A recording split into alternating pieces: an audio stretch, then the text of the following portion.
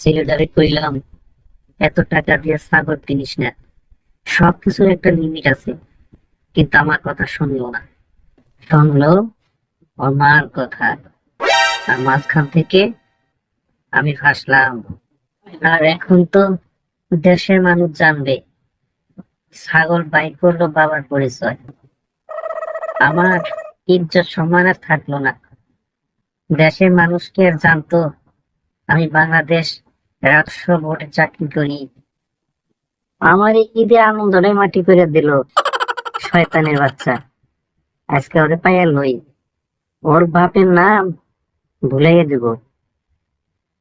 এই শয়তানের বাচ্চা, এটা তুই কি করলি? আমি যদি শয়তানের বাচ্চা হই তাহলে তুমি কি? নিশ্চয় তুমি বড় শয়তান, আর তার আমি বাচ্চা। এখন তুমি কও, আমার উপর এত খেপছো কেন? তোরে যে আমি বারবার কইলাম এত দামের মধ্যে ছাগল কিনিস না, তুই আমার কথা শুনলি না। শুনলি তোর মার কথা।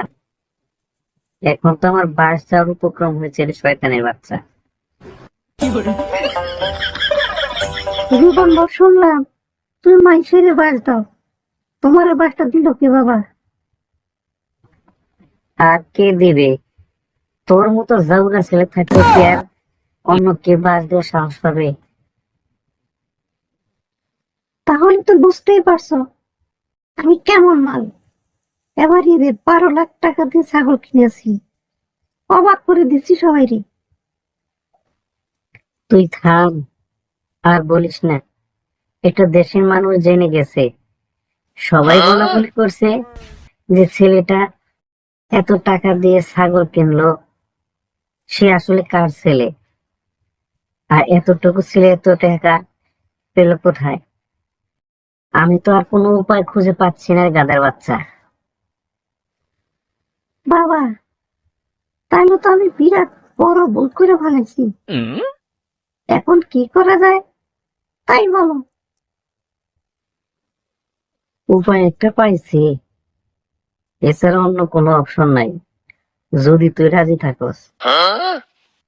সেটা কি উপায়? তাড়াতাড়ি কও। উপায় হলো, তুই আমার ছেলে না, আমিও তোর বাবা না।